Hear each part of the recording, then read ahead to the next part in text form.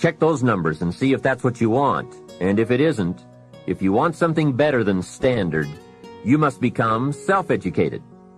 So I went to work on my library, and I now have one of the best. Schoaf recommended a couple of books in particular to get me started. But the first book Mr. Schoaf told me to get was the book Think and Grow Rich by Napoleon Hill. If you don't already have it, it's a great one to add to your library. Earl Nightingale has put it on cassette. The title should intrigue you, Think and Grow Rich. I read it several dozen times. Schoaf said repetition is the mother of skill. And if you could have seen my bank account at the time, you would have known I needed lots of that kind of repetition. Some of the ideas in that book made major changes in my life. As I look back now, the book was worth thousands, and I bought it for pennies. I learned a very valuable lesson. There can be a great deal of difference between cost and value. Before I met Mr. Schoaf, I used to ask, how much does it cost? After I met him, however, I soon learned to ask, how much is it worth? I started basing my life on worth instead of cost, and everything changed.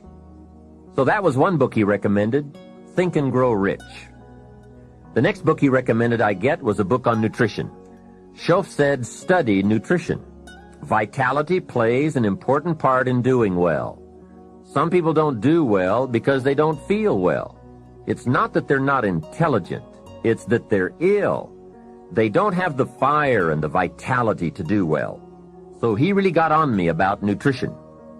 Now, some of those health books are a bit weird, but you can separate out the weird stuff. There are cassettes on nutrition, too. Remember, don't be a follower. Be a student. Someone says, I read this book. Should I follow? And the answer is no.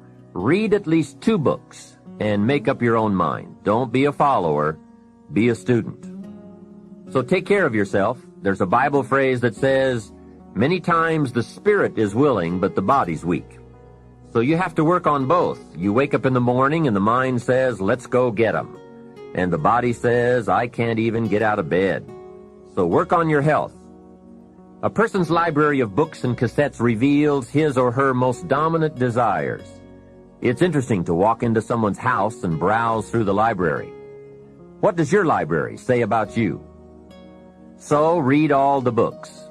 Now here's good news. You don't have to read them all at once. Try this, 2 books a week. In 10 years is 1,000 books. If you read 1,000 books in the next 10 years, do you think they would greatly influence all the dimensions of your life? The answer is, of course. Well, here's what's exciting. It's only 2 books a week. However, I would suggest if you haven't read 2 books a week for the last 10 years, you are about 1,000 books behind. Can you imagine the incredible disadvantage it will be 10 years from now to stride into the marketplace 1,000 books behind? For some confrontations, you won't be a match. And for some opportunities, your knowledge will be too lacking. For some values, your philosophy will be too shallow. Missing skills, missing knowledge, missing insights, missing values, missing lifestyle. It could happen if you don't read the books. Remember, the book you don't read won't help. You can't read too many books, but you can read too few. Now, the next way to learn from others is to listen. Become a great listener. Get around successful people and listen. Listen to what they say, and listen to how they say it.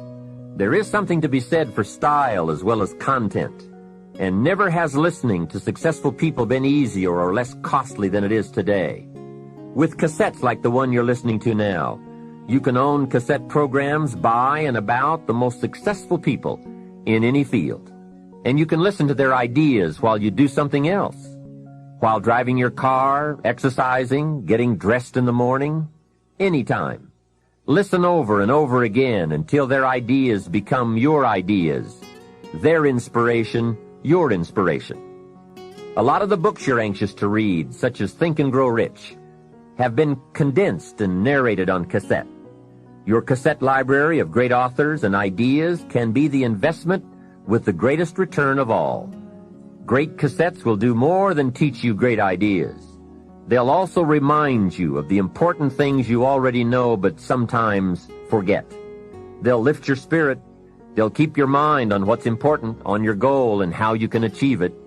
And what a modest investment for the seeds of fortune. Ideas well written, well spoken, well received, well learned, and well invested can be your driving life force for wealth and happiness. Here's another way to succeed by listening. Choose a really successful person and take him or her out to dinner and listen. Ask questions and listen. If a man is poor, he can really help himself by taking a rich person out to dinner and listening. See, if you get someone successful to eat and talk for 2 hours, he or she may drop ideas in your lap that could change your life. Multiply your income by 2, by 3, by 5. But you're right. Poor people don't usually take rich people out to dinner. That's the problem. The man says if he's rich, let him buy his own dinner. I'm not coming up with any money. And besides, if you worked where I work, by the time you struggle home, it's late. You've got to have a bite to eat, watch a little TV, and get to bed. You can't spend all that time trying to find a rich man to feed. And this man's behind on his installment payments. Behind. He's a good worker, hard worker, sincere. But remember, you can work hard and be sincere all your life and wind up broke and unhappy. You've got to be better than a good worker. You've got to be a good listener. The third way to learn from others is to observe. Watch what successful people do. Here's why. Success leaves clues. Pursue it with high expectations. Spend the money and time and the effort. They're all investments, time, effort, and money. But the payoff is so great, it's hard to compare the cost to the reward. First is the money, and it does take some money. I have a great suggestion for the cassettes and the books and the lectures, the seminars and the videos you need for a constant flow of ideas and inspiration. Set up an educational fund. Take a portion of your income each month and set it aside to invest in all the means of the search for knowledge. Remember, the best money spent is the money spent to cultivate the genius of your own mind and spirit. Make sure you don't spend more for accommodation than you do for education. The money, small price. The promise, unlimited potential. Next is the time. That is a valuable expenditure. I understand that. To ask people for their money, that's one thing, but to ask them for their time, that's a major request. But I don't know any shortcuts to this. It takes time, precious time. The time you spend is that much less time you have to spend. You can get more money, but you can't get more time. However, life has a unique way of rewarding high investment with high return. This major investment you're making now, listening, could be that small fine-tuning you need for major accomplishment. And last, the investment in effort. There is a great deal of difference in casual listening and serious listening. Listening to know, listening to learn, listening that opens up the whole mental and spiritual process is truly an investment in effort. Bringing heavy attention to bear, that takes effort. A mental rifle shot to strike the idea target. That takes a great deal of concentrated effort. However, this effort, high-gear mental machinery, is the effort investment that opens the floodgates where ideas can work their magic for you in the marketplace. I guess it is a lifetime project, seeing what you can become. Personal development is truly the key to the good life. You see, what you become is far more important than what you get. The most important question to ask on the job is not, what am I getting? The most important question is, what am I becoming? However, it is also true that what you become directly influences what you get. Most of what we have attracted by the person we have become. So here's the great challenge of life. You can have more than you've got because you can become more than you are. That is the great focus of attention for life change. Now, on the other side of the coin, it reads, unless you change how you are, you'll always have what you've got.